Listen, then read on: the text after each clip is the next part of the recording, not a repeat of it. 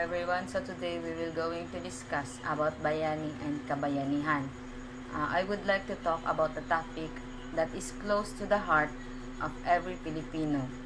Hero and heroism.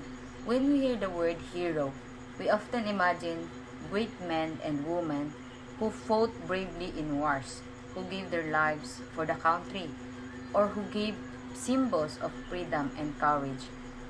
We think of Dr. Rizal, Andres Bonifacio, Gabriela Sila, and many others who shaped our history. But what does it truly mean to be a hero? And how can we show heroism in our own simple ways?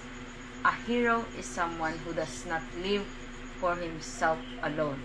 A hero is a person who has the courage to stand up for what is right even when it is difficult. A hero does not always wear a uniform, carry a sword, or appear in history books. Sometimes a hero is an ordinary person who performs extraordinary acts of love, kindness, and sacrifice. In the times of our ancestors, heroism meant fighting for independence, defending our country, and sacrificing one's life for freedom. Our heroes like Jose Rizal used education and writing as weapons to awaken the mind of Filipinos. Andres Bonifacio used his bravery to inspire unity and courage among the people. Emilio Aguinaldo Apolinario Mabini and other heroes gave their intelligence, strength, and dedication to the birth of our nation. They proved that heroism can come in many forms through knowledge, leadership, and unwavering faith in the Philippine people. But heroism did not end in the past. Today, we are still surrounded by modern heroes, the frontliners who risked their lives during the pandemic, the teachers who continue to educate students despite challenges, the overseas Filipino workers who sacrifice being away from their families to provide for them, and even the parents who work hard for every day to give their children a better future. All of them are heroes in their own way. True heroism is not about fame or recognition. It is about doing what is right even when no one is watching. It is about helping others even when it is not easy. It is about having a heart that is cares and spirit that serves. A hero is someone who loves deeply his family, his community, and his country. Let us remember that being a hero does not always require grand gesture. Sometimes heroism can be found in a small act of kindness. When you help a classmate who is struggling, when you stand up against bullying, when you respect your teachers and parents, when you choose to tell the truth, those who are acts of heroism. You may not realize it, but those small actions create ripples that can inspire others to do the same. In today's generation, we face a different kind of battle. It is no longer a war against colonizers, but a war against ignorance, apathy, corruption, and social injustice. The challenge for us, the youth, is to become heroes in our own time, to use our talent, our voices, and our values to make a difference. Heroism today means being responsible citizens, protecting our environment, protecting peace, respecting others, and standing up for what is right even when it is unpopular. Being a hero also means being brave enough to dream for the nation. It is about believing that you can contribute something meaningful, no matter how small it is. See, remember, Jose Rizal was only a young man when he started writing his novels that challenged the course of our heroes. You too can be Rizal, not necessarily by writing books, but by using your education and your heart to build a better future. Let us also not forget the importance of unity of heroism. A single person can inspire change, but united people can transform an entire nation. That is why we must help one another, support one another, and work together toward common goals. True heroism is collective. It grows stronger when people share one dream and one purpose. So today, as we celebrate our heroes, let us also reflect on the hero within ourselves. Each of us has the capacity to do good, to care, to lead, and to inspire. You don't need to be rich, powerful, or famous to be a hero. All you need is a heart that is willing to serve and a mind that believes in goodness. Um, in conclusion, heroism is not about dying for country. It is about living with love, compassion, and purpose. It is about choosing to make a difference every day, no matter how small. Our heroes of the past gave us freedom. It is now our turn to continue their legacy by being modern heroes of today. Heroes of honesty, courage, kindness, and hope. Let us be kind of heroes. Our nation needs to be brave, compassionate, and united. Because in the end, the spirit of heroism lives not only in the pages of history, but in the hearts of every Filipino who continue to love and serve his country. That's all. Thank you. Good day, everyone. Today I'll be talking about two words that we often use interchangeable, Bayani and hero. At the first glance, they seem to be mean the same thing. Both refers to people who show courage, who fight for others, and who are remembered for their great deeds. But if we take a closer look, we will realize that there is a deeper meaning behind the word, Bayani. One that carries not only bravery but also heart and soul of the Filipino spirit. So, let's start with word hero. In Western culture, a hero is someone who performs extraordinary feats. Someone who saves others, defeat evils, or achieve greatness. Think of figures like Superhuman, Hercules, or modern-day heroes like soldier, doctors, and rescuer. The action often focuses on bravery, power, and individual glory. A hero is admired for his or her strength, intelligence, or courage to overcome danger. However, a hero motivates can sometimes come from personal ambition to prove themselves, to gain recognition, or to become a legendary. The hero journey is often about self, about growth, struggle, and triumph. So now let's look at the Filipino word bayani. The term bayani comes from root word bayani, which means nation or community. So if we follow the meaning, a bayani is not just brave person. A bayani is someone who sacrificed for their bayan, for the people, and for the nation. A bayani is not motivated by fame or recognition. Their goal is to serve others and to protect the welfare of the community. We think of Dr. Jose Rizal, Andres Bonifacio, and Grabiela Silang and Lapu-Lapu. People gave their lives for the freedom and dignity of the Filipino nation. They did not fight personally gain. They fought for cause greater than themselves. That's what makes Bayani different. A hero act bravely, a Bayani sacrifice selflessly. But there's a question. Do we still have Bayani today? The answer is yes. Our modern Bayani may not carry sword or fight in wars, but they still exist in form of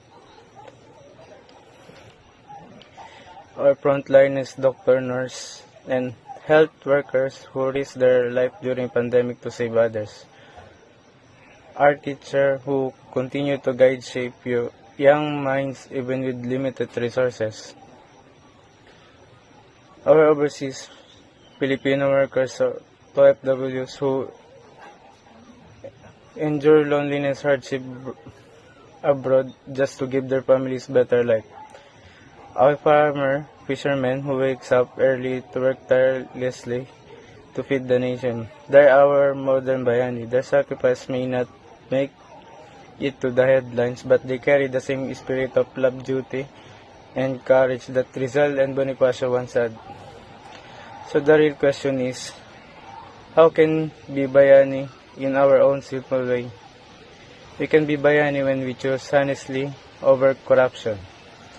We can be Bayani when we stand for what is right, even when it's difficult. We can be Bayani when we help a classmate in need, when we respect our elders, when we protect our environment, and we love our country.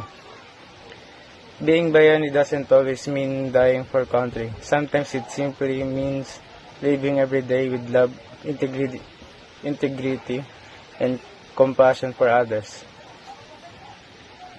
In the end, both hero and Bayani stand for courage, but their difference lies in their heart. The hero fights to prove greatness, a Bayani fights to serve others. A hero seeks glory, a Bayani seeks unity. A hero is remembered by name, a Bayani is remembered by the chance they bring to the nation. As the Filipino, we may not only look for heroes to admire, but also strive to the Bayani. One will live with purpose, compassion, and dedication to our bayan. Because in the end, true heroism is not about fame. It is about service. That world doesn't just need more heroes, it needs more Bayani.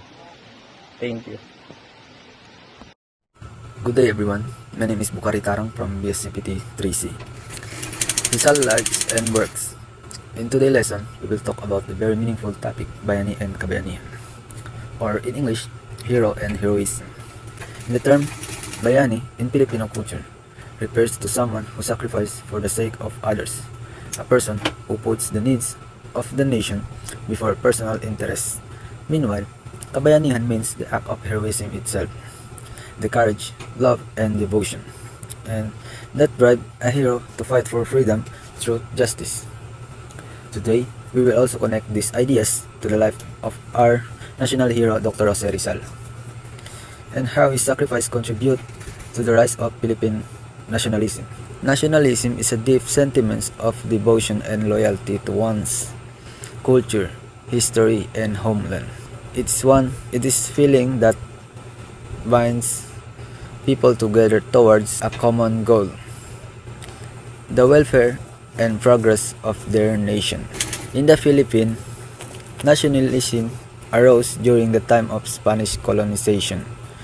The long year of abuse, discrimination, and oppression opened the eyes of the Filipino people. So they began to realize that they were being treated second-class citizen in their own land.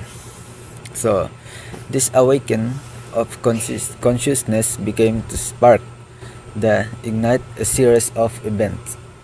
So events that shaped our struggles, independent in our nationality, identity. One of the first major events that stirred the Filipino spirit was the secularization controversy. During this time, Filipino persist demand equal rights with Spanish friars in serving the church. However, this call for equality was met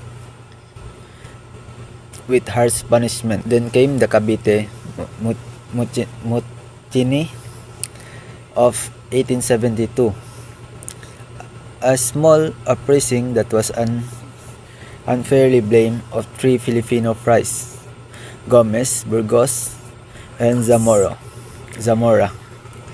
collectively known as Gomburza. So, they were exceeded publicity in Bagumbayan, and their death awakened a wave of anger and sorrow across the country. So, many historians believe that this moment planted in seed nationalism in the hearts of young Filipinos. So, including a boy named Jose Rizal, who would later dedicate in his life in a cause of freedom. A year went by, the spirit of nationalism continued to grow. Educated Filipino, known as the Ilustrados, began to express their ideas through writings and speechless. This movement was called the propaganda movement. And the member of this group is used to education defend rather than the violence and demand reforms of Spain. They aimed for its representation in the Spanish Cortes, equal treatment before the law, and freedom of speech and press. One of the most important platforms of their writings was the newspaper La Soralidad, and where great minds like Marcelo H. del Pilar and Graciano Lopez Jaena and Jose Rizal shared their works. Through their writing, and enlightened their fellow Filipino about their rights and their worth as a people.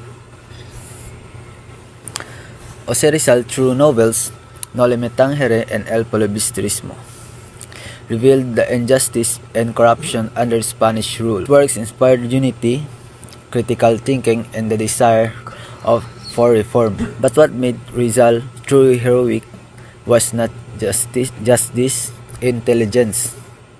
It was his deep love for the Filipino people and his willingness to sacrifice everything for them. And he believed that education and moral transformation were the key to freedom. But what made Jose Rizal truly heroic was not just his intelligence, it was the deep love for Filipino. Rizal once said, the youth is the hope of nation." And indeed, his words continues to remind every Filipino that heroism is not measured by grand battles alone, but by small act of courage and services in everybody's life. Eventually, desire for change led to the Filipino Revolution in 1896. Although Rizal was not directly involved in the armed revolt, his writing had already prepared the mind of Filipino independence. His execution on December 30, 1896 at Bagumbayan made him martyr, a symbol of selfless love and devotion to the country. His death was not a vain, for it united the nation, strengthens the Filipino resolve to continue to fight for freedom. Today, the meaning of Bayani and Kabayanihan extends beyond the battlefield. A hero can be anyone who chooses to serve others uplift the community stands for. That's right. True heroism seems as the teach who inspire minds, in doctor nurses who save lives. It works who strives in their families, and citizens who uphold honesty and compassion. And Rizal's life teach us that everybody Filipino has the potential to be a hero in their own way through love for our country. That's all. Thank you. Hi, I'm Angel at Bartolomen. Today I'm going to talk about Bayani and Kabayanihan. The terms Bayani and Kabayanihan highlight the importance of heroism in Filipino culture, illustrating that heroism can manifest in both individual and collective forms. They remind us that being a Bayani is not limited to grand historical figures, it is also present in the everyday lives of ordinary people who choose to act with courage and compassion. By embracing the values embedded in these concepts, Filipinos continue to honor their rich heritage while responding to contemporary challenges, fostering a culture of solidarity and mutual support. The spirit of Bayani and Kabayanihan serves as a guiding force, inspiring countless individuals to become heroes in their own right, contributing to the well-being of their communities and the nation as a whole. Good day everyone. Today we will learn about how Dr. Rizal became the foremost national hero of the Philippines. Rizal is known as the man who opened the eyes of the Filipino through his writing and who give his life for our freedom. But did you know that his title as our national hero was directly influenced by the American colonial government after Spain ruled? After Spain lost the Philippines in 1898, the country came under American control. At that time, Filipinos were still recovering from years of revolution. To keep peace, the American wanted to promote a hero who presented education, peace, and reform, not armed revolution. They needed someone who could inspire unity among Filipinos without encouraging other revolution.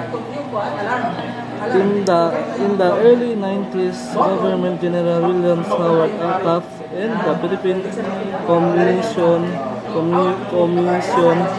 searched for a national hero. They studied several Filipinos leaders like Andres Bonifacio, Emilio Aguinaldo, and Apolinario Mabini. But they chose Dr. Rizal. Why Dr. Rizal? Because his foot with his pen and ideas not into weapon. Through No Limit Tangere and El Filibusterismo, he exposed the Spanish abuse and awakened Filipino nationalism. For the Americans, realized was the perfect model.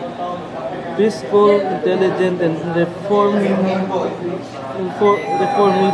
In 1901, they officially declared December 30 as Rizal Day to honor his death and honors.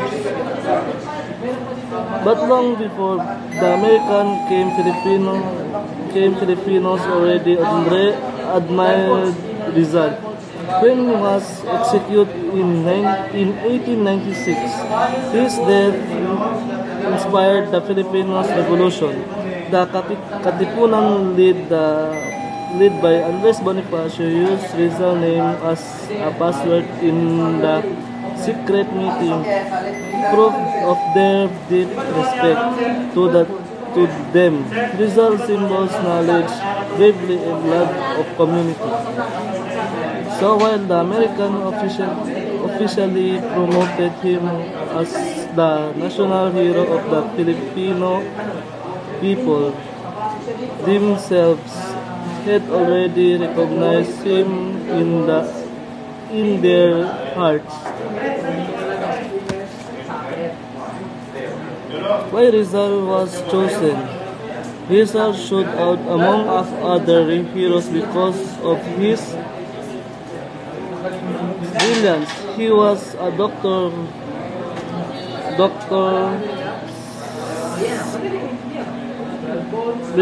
brilliance. He was a doctor science.